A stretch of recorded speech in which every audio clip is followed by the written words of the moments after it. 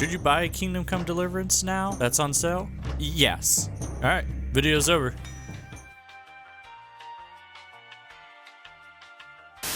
Oh. Well, I guess you want me to go a little bit further. Fine, let's get into it. Why, hello everybody, and welcome back to a little bit more Kingdom Come Deliverance. And we're going to tell you about this whole game of why you should buy it, and probably some details to what you should expect in the game. And probably some problems here and there if you do incur, and probably if you're going to like the game or not. There's a lot of little fun things to be had in the game, and for $8 for all the DLCs and the game itself, you really can't go wrong. So let's get into it, and let's talk about this game. And most likely, if you're looking at this video, you're probably interested in actually seeing about Kingdom Come Deliverance 2, which is coming out on February 4th now. And you might be asking yourself if you should play Kingdom Come Deliverance 1, the first one, and the answer is yes. And right now, it's only about $8 for all the DLCs and everything together, and you should pick them all up at once. Don't buy just the base game, buy the whole game. And I believe this sale is good until January 2nd, at least on Steam, so go ahead and pick it up. And basically, I'll just give you a firm rundown about what's the game and what you can expect throughout the game, and maybe if this is right for you or not. You can decide that for yourself, but for $8, it's a wonderful deal, and this is the time to do it. So a quick rundown about the game. Really, it starts in 1403. It's a medieval RPG kind of historical setting. There's no goblins, wizards, dragons, or anything else, but generally this game is beautiful in its own sense. It's more of a realistic RPG, if you could put it as that. So you're not going to have any magical powers or anything else, but really the game just looks beautiful overall. If you love exploring, going through a huge open world, seeing the forest, finding little details here and there, the game is actually incredible out there. So there's lots of little things to find, little interesting tidbits, and for a historical setting, it's really good, and they kind of stay true to it for the most part. You could take a look at their codex and everything else. They give you a lot of history, but the main part I really do like is the dialogue. Check this out. Good luck, lad. And be careful. Clergymen are wily weasels. So what? Merciful God, this is horrific. Save the sarcasm for your peers, boy. And there's more. People usually shit themselves when that happens too. All to the good. A nice bit of manure and everything blossoms. Money first, morals later. Money, you say? I'm listening. Haven't you learned anything from me? Talk to a dog. And that'll help. Call yourself a man? Oh, enough of your stupid excuses, woman. Jesus, are you insane? And to think I took you for a good Christian! Wait, well, what about me? What's that hissing? It's, a feral goose here in the bushes. And don't forget about Gutenberg. That will be all, Henry. And, you know, the dialogue is not just what's really great in there. It's also their cutscenes that they do. You can see throughout here, I'm not trying to spoil too much off of here, but really their cutscenes are great too. They have them throughout the game. They tell the story in an interesting way, and also, you know, they have interesting little Easter eggs in there. If you take a look, there's a chicken in every cutscene that you could see out there. So they're really hard to find, but they're still interesting. But anyways, the game is wonderfully done. It has a great atmosphere. The dialogue is amazing. These are probably the strongest points of the game itself. The history, the atmosphere, the environment, the dialogue, and kind of the variety that you can go through. So if that's kind of like your cup of tea, you like to explore, you like to, you know, listen to a story and have that sort of deal, those are the really strong parts of the game. I think you really will enjoy it. So the characters are interesting, the people are interesting. That's a good recipe for a good game there.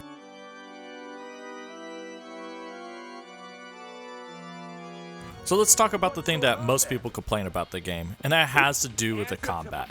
The combat in the game can be slow at times and a little bit weird, because most of the time when you start like an RPG game, you can come out swinging and you're just the most powerful person ever. But really, you're starting off as a peasant, you don't have any skills, you can barely defeat anybody like these basic bandits. Yeah, most of the time it's that you can kind of work around the system, but really the combat is the slow part of the game, and it's kind of a little hard, because especially if you get stopped here and you're just waiting for the other person to break their defense or anything else like that, it gets a problematic. And when you get surrounded by people, it's just really annoying. And, you know, let's go take a look at the reviews, and they pretty much will say about the same thing. What? That was bullshit. It's like all the negative reviews. Horrible combat. Do you enjoy it? Yeah, everything. Combat's terrible. I really want to play the game, but it's just the combat. God is my witness. I gave this game so much time to grow on me, but the glaring flaws in the combat are just terrible. Yeah, I mean, really, people are just not liking the combat. The combat is fun in its own aspect, but it's completely different than anything else should be out there. Yeah, it's a little bit wonky, and sometimes it's a bit frustrating, especially when you're fighting against large groups of people, but you can get around certain things. But if your primary focus of a game is combat, then you probably shouldn't get this game, because I mean the combat is a little bit wonky. But if combat's really your annoyance, what you really want to probably get into, what you get into the mods, the better combat. People do seem to enjoy this. It's a little bit easier, more realistic sort of thing. It's something to add on there, but it's not for everybody. So better combat's one of the main perks that people get. It's a pretty easy mod to download. You can get it down at Nexus.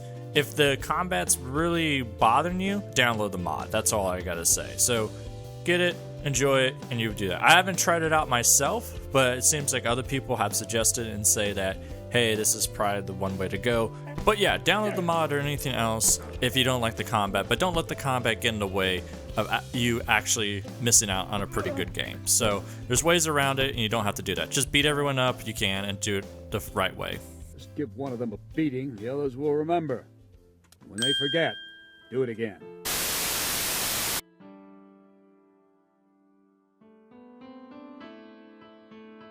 So something that Kingdom Come Deliverance is really well known for is the bugs, the jank here and there. And I kind of put this as a neutral kind of setting, because to some people bugs don't really matter, to other people they're a really big deal. But most of the bugs in the game you can actually generate yourself, or you can actually create some really unique situations, and I absolutely love it. So there's so many different things you can do in the game, sort of many different things you can make appear, and you have this freedom to actually do things, and I really love that about the game. Yeah, sometimes you might make some weird situations that will happen, but honestly, it doesn't break the game for me, like my enjoyment of the game. Some people are like, oh no, it has to be perfect all the way through. No, it doesn't. You know, it's about just enjoying the game for what it is, and I love it for what it is, no matter what happens. You know, it kind of reminds me, the closest thing I could probably say, it kind of reminds me of a Skyrim scenario, where Skyrim is immensely popular, even though it's one of the most buggiest games ever, but it's kind of like that right amount of jank that you could still enjoy the game and doesn't frustrate you to no end. Now, I will say there are scenarios where that frustration will happen, and that's probably the only downside I would say. Like, people do run into bugs that are kind of more problematic. You know, if you ever run into something, you play this game, look it up on the forums, look it up around, there's ways around it. And so to me, they're not really deal breakers, but they do happen to some people. It's a little frustrating, but check out walkthroughs and it'll be pretty good. I mean, here's an example of one of the bugs that are kind of like, you can't really do anything about it other than, you know, try to go back a save or something like that. So take a look at this. So for example, like here on Reddit, you know, this person just mentioned that, you know, two characters, they're not the main characters, but if you play the game, you'll know them. They just fell through the floor. You can see like those little 2 stars right here. That's where they're supposed to be, and they fell through the floor and they can't get out. And it happens in the game. Just so you know, it still does. A lot of times you can just go back to your last save and it should fix it for the most part. Or go back a couple. Like, most of the time, that's not too bad. And that's probably some of the annoying parts with the game, is just when you have these bugs, you do have to go back occasionally.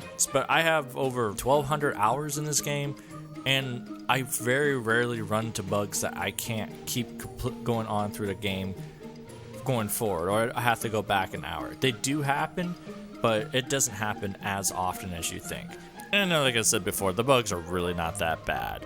Most of the time, you could go back through a simple save, or either you could fix it pretty easily. If you're ever unsure, go ahead and look up through the playthroughs or ask on the forums, and people will tell you right away what you could probably do. But honestly, they're not deal breakers for me, and I know a lot of people actually enjoy them for quite a bit. They're kind of, you know, funny for the most part. So Anyways, give it a try, see what happens, and if you ever run into any problems, let anyone know, and they can kind of do that. Main thing is, drop lots of saves whenever you can. Don't play the game for like 3 hours without saving it. That's all I can say.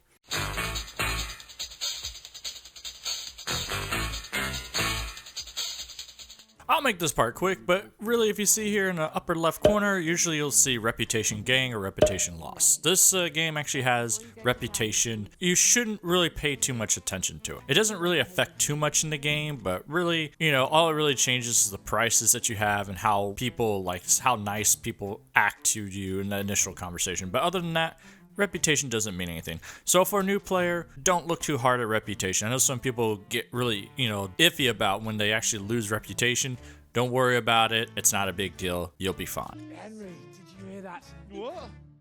One of the few things I noticed that people do wrong when they first start playing Kingdom Come Deliverance is that when they get all the DLCs, you'll see this little quest icon with Teresa here.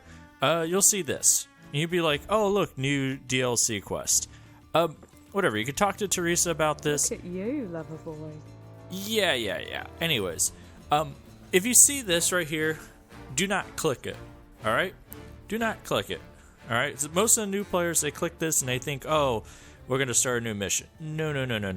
This takes you out of playing Henry to play as Teresa. That's me, Teresa.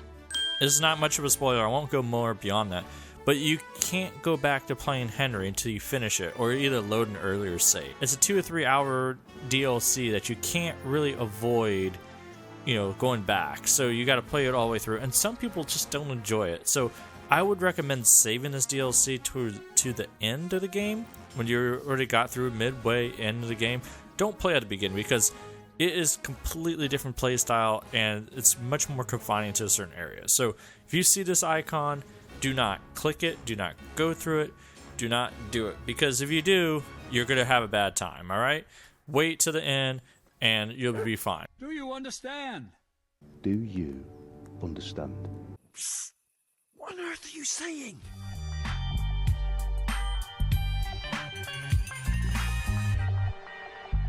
Yeah, I want to end this video by talking about what kind of studio Warhorse is. Basically, when they made Kingdom Come Deliverance 1, they basically were just Kickstarter kind of studio. And they were looking to make a game that was essentially a passion project for the most part. They weren't, part of a big studio. They weren't doing anything. They were just trying to make a really good game that really not a lot of competition out there to actually make games like this. If you look through there, they kind of went through a lot of different hardships and a lot of different trials to actually get this game made. And a lot of people will kind of say like, oh, they treat it like a AAA studio, but really they're not at the time. Like, so when this game was made, this is like Kickstarter money. They were able to do a lot of crazy things to make this game. I think it shows, their kind of passion going through there. And if you go through their codex, you go through their history and stuff like that, and how well versed they know historical and all the settings, and you look at the buildings and how things are put together, they really did their work, and they did a really good job. So that might be in consideration if you're looking to try out the game, and if you didn't like, hey, this isn't my cup of tea,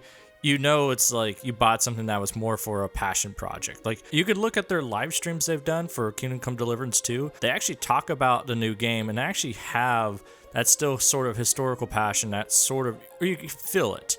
And they kind of appreciate their settings, what they're doing, and they kind of enjoy what they're doing, or it seems like they are. Anyways, it's a really good game, and the people that built this game, the people behind it that built this game, actually do kind of enjoy what they do, and it shows. So I think that's kind of worth it to actually support them in that sense. But anyways, off that corny note, I hope everybody enjoyed this, and I hope you actually test out Kingdom Come Deliverance 1 before the second game comes out, because it's completely worth buying at this time. It's on sale. But anyways, I hope you all enjoyed this, and hope to see you around next time. Till then, have a good one, and goodbye.